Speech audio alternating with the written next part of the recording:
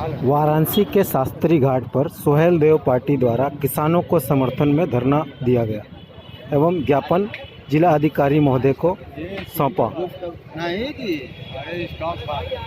जिंदाबाद जिंदाबाद मोदी योगी होश में आओ, होश में आओ, होश में आओ। तानाशाही नहीं चलेगी, नहीं चलेगी, नहीं चलेगी। तानाशाही नहीं चलेगी, नहीं चलेगी, नहीं चलेगी। किसी कानून बिल वापस लो, वापस लो, वापस लो। किसी कानून बिल वापस लो, वापस लो, वापस लो। तानाशाही नहीं चलेगी, नहीं चलेगी, नहीं चलेगी। तानाशाही नहीं चलेगी, नहीं चलेगी, नहीं चलेगी। किसान एकता जिंदाबाद, जिंदाबाद, जिंदाबाद। किसान एकता जिंदाबाद, जिंदाबाद, जिंदाबाद। किसान एकता जिंदाबाद, जिंदाबाद, जिंदाबाद। किसी कानून बिल वापस लो, वापस लो, वापस लो। किसी कानून बिल वापस लो, वापस लो, वापस लो। किसी कानून बिल वापस लो, वापस लो, वापस लो। मोदी जी की होश में आओ।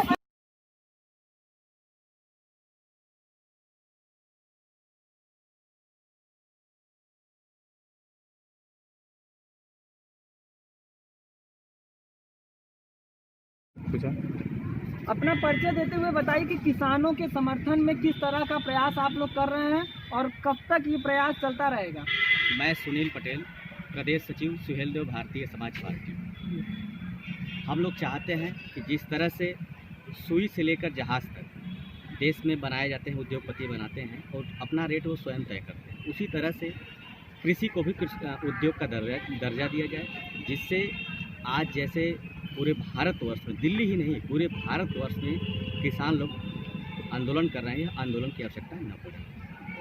आपको कैसे लगता है कि किसानों के हित में लाई हुई ये तीनों बिल जो है वो निजी लाभ के लिए निजी हाथों में दे दिया जाएगा और उससे किसानों का उत्पीड़न हो रहा है? जैसा देखिए कि ये सरकार जो है 98% लोगों को छोड़कर 2% लोगों के लिए काम कर रही है। जैसे कि अगर ये इनके बिल को यदि मान लिया जाए तो कल वो स्टोर करने लगें और स्टोर के बाद एकदम हाहाकार मचे, उसके बाद निकालने लगे तो चीज़ें महंगे होने लगेंगी। कहीं कहीं ये जो कानून लाया गया है इससे यह दुर्व्यवस्था हो जाएगी देश में। अमीर 2% व्यक्ति जो है 2% केवल बहुत अमीर बनता चला जाएगा और 98% व्यक्ति धरातल में ही चला जाएगा। इसलिए इनका कानून जो है गलत है, इनको इस कानून को वापस लेना चाहिए।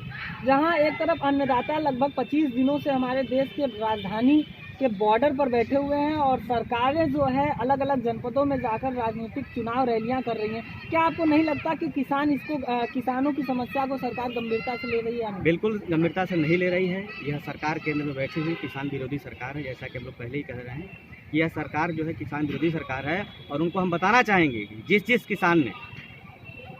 जिस सरकार ने जब किसानों पर अत्याचार किया है तो उनकी विदाई हुई।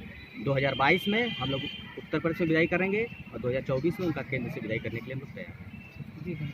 जी, मैं जागेश्वर राजभर, सोहेल देव भारतीय समाज पार्टी वाराणसी महानगर प्रभारी। जी, किस उपलक्ष्य में आप लोग यहाँ पर आज धरना प्रदर्शन कर रहे हैं और किस तरह की मांग पत्र आपने जो है महामहिम राज्यपाल महोदय के माध्यम से राष्ट्रपति जी को संबोधित करते हुए भेजा है और क्या कुछ मांगे आपको किसानों को लेकर कर रहे हैं यहाँ पे? जी, जिस तरह देखें आप ठंडी बरसात झेलते हुए देश के सभी किसान भाई हमारे लगातार दिल्ली के बॉर्डर पर डटे हुए हैं और जिसमें 23 किसान भाई शहीद हो गए हैं और मैं सभी किसान भाइयों को यहाँ पे सोहेल देव भारतीय समाज पार्टी द्वारा यहाँ पे श्रद्धांजलि दिवस का कार्यक्रम है शास्त्री घाट पर। मैं सभी किसान भाइयों को नमन करता हूँ और सोहेल देव भारतीय समाज पार्टी मोदी सरकार से कड़ा विरोध जताते हुए काले कृषि कानून बिल को वापस लेने की मांग कर रही है और राज्यपाल महोदय को, SDM महोदय के माध्यम से राज्यपाल महोदय को दिया गया ज्ञापन कि तत्काल कृषि कानून बिल वापस ले।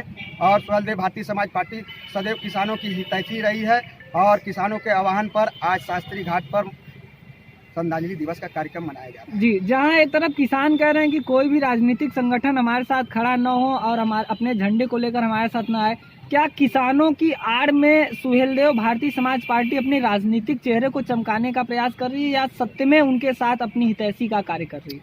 जी, पहले तो कोई राजनीति नहीं दल है, कोई हम लोग देखिए एक राजनीतिक दल है। हमारे जो मुखिया माननीय ओम प्रकाश राजभर जी है, एक किसान का बेटा है, वो शुरू से ही किसानों के हित में कार्य करते हैं। सोहेल देव भारतीय समाज पार्टी का एक कार्यकर्ता किसान का बेटा है और किसानों पे जुल्म ज्यादती जो मोदी सरकार कर रही है चंद पूंजीपतियों के इशारों पर और लाठीचार्ज, आंसू गैस, गोले बौछार कर रहे हैं दिल्ली के बॉर्डर पर, ये निंदनीय है एक कड़ा विरोध जताते हुए स्वदेव भारतीय समाज पार्टी मोदी सरकार को जता देना चाहती है कि स्वदेव भारतीय समाज पार्टी का एक एक कार्यकर्ता चाहे 50 मुकदमा कर ले, चाहे 100 मुकदमा कर ले, वो तैयार है झेलने के लिए।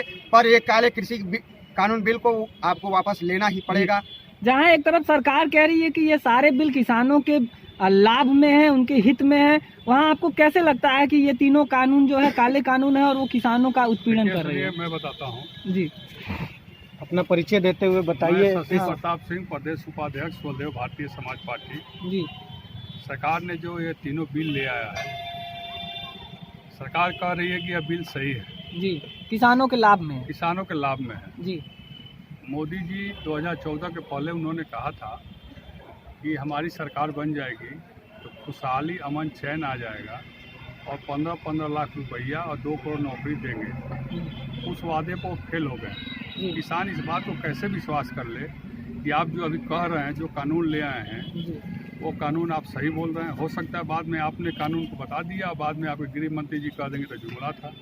इसी बात का विश्वास किसान नहीं कर पा रहा है। जैसे MSP है, जी, मिनिमम सपोर्ट प्राइस, जी, न्यूनतम समर्थन मूल्य, जी, आप लिख कर क्यों नहीं दे देते हैं कि अनाज ज़्यादा पैदावार होगा फिर भी यह रेट रहेगा और कम पैदावार होगा फिर भी यह रेट रहेगा? ये क्या कर रहे हैं कि खोल दे रहे हैं इसको कि इस किसान कहीं भी अपना सामान ले जाकर बेचेगा। अब बताइए, आलू का पैदावार अगर ज़रूरत ज़्यादा हो जाएगा, किसान मेहनत करके उसमें पैसा लगाया है और 1 रुपये किलो आलू बिकने लगेगा तो किसान तो मर जाएगा।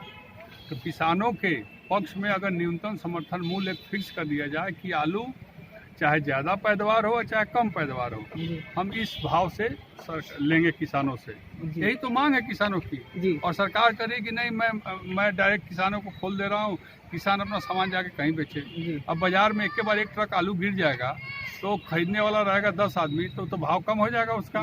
तो किसान तो लगाया है 100 किलो आलू पैदा करने में 1000 रुपया, अब बिका कितना में उसका 200 रुपये में बोरा, तो बर्बाद होगा कि क्या होगा?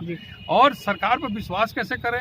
सरकार ने जितने वादे किए 2014 में, 2019 में, एक भी वादा उनका पूरा नहीं हुआ आम जनता के साथ। बाकी वो जो काम कर रहे हैं तो अपने लिए कर रहे हैं, तो कैसे हम विश्वास करें? यही बात को किसान लेकर वहाँ डटे हुए हैं कि प्रधानमंत्री जी खुद आवे और लिखित हमको दें। प्रधानमंत्री जी तो घूम घूम के कह रहे हैं कि नहीं, किसानों के साथ कोई अहित नहीं होगा, लेकिन आप तो कहने को तो कहते हैं लेकिन पूरा तो करते नहीं है, इसलिए कोई भी काम पूरा आज तक नहीं हुआ। जी, मंडियों को लेकर आप क्या कहना चाहते हैं? सरकार कहती है कि मंडियां नहीं हटाई जाएंगी, लेकिन किसान इस चीज़ को समझ नहीं पा रहे हैं और वहीं पर राजनीतिक पार्टियां भी किसानों की आड़ में मंडियों को लेकर राजनीति कर रही है। देखिए, राजनीतिक पार्टियां जो कर रही हैं वो कर रही हैं।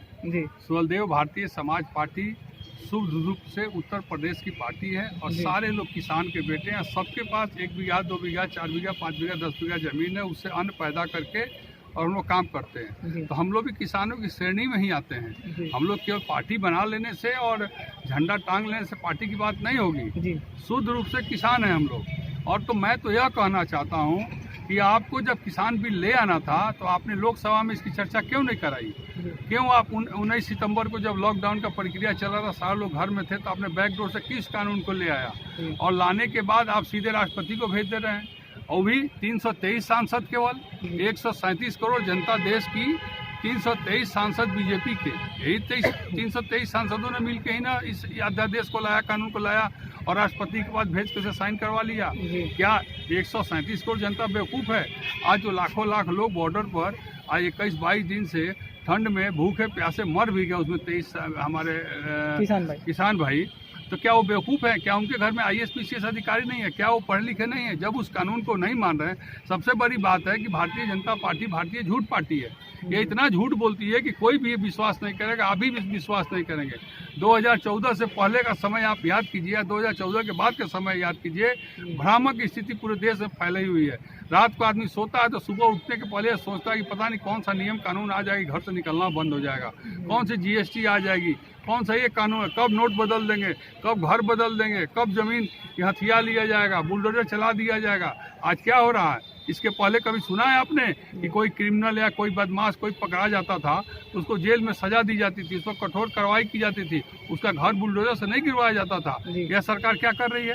मतलब आपको लगता है कि जहां विकास दुबे को मरवा दिया गया तो वो सरकार गलत की? विकास उसका दुबे को encounter मरवाना उचित था, जी लेकिन विकास दुबे का घर गिरवाना अनुचित था। क्यों अब असंवैधानिक तरीके से और जो है गलत तरीके से धन अर्पित देश कर को आजाद हुए 75 साल हो गए, जी 74 साल। जी 74 साल में आपने कभी सुना कि किसी अपराधी का घर गिरवाया गया? और एक भी आपको उदाहरण दे देंगे, राजनीति में छोड़ दूंगा। जी लेकिन विकास दुबे अपराधी था, अपराधी है, जी और विकास दुबे को जो भी शरण दिए हैं और उसके साथ रहे सारे लोग अपराधी हैं। जी लेकिन उनके बाल बच्चों और परिवार का क्या कसूर है जिनका घर गिरवा के बेघर कर दिया गया?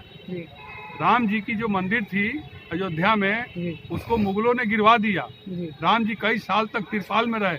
क्या अच्छा लगा हम लोगों को कि हमारे भगवान, हमारा आराध्य देव तिरपाल में रहें? उसी तरह उनके परिवार के लोग तिरपाल में रह रहे हैं, चाहे किसी भी बदमाश, गुंडा तो गुंडा, जी आतंकवादी। किसानों को लेकर सुहेलदेव भारतीय समाज पार्टी आगे क्या कुछ कर सकती है इसके? सुहेलदेव भारतीय समाज पार्टी जी पूरे उत्तर प्रदेश के 75 जिले में किसानों के आह्वान पे जी जो किसान कहेंगे उनके साथ कदम से कदम मिलाकर चलेगी। और आने वाले अगले रविवार तक जी अगर किसानों का मामला नहीं सलटाया गया, जी जैसे कृषि मंत्री तोमर जी कह रहे हैं कि सलटा लेंगे, जी प्रधानमंत्री जी लंबी लंबी भाषण दे रहे हैं रविन्द्रनाथ टैगोर जी से दाढ़ी बढ़ा के, जी तो ये लोग जुमलेबाज हैं, ये लोग झूठे पार्टी वाले हैं। इसीलिए किसान विश्वास नहीं कर रहा है। अगर किसान का आंदोलन खत्म नहीं तो सुहेलदेव भारतीय समाज पार्टी का भी पूरे 75 जिलों में आंदोलन इस तरह चलता रहेगा। जी धन्यवाद।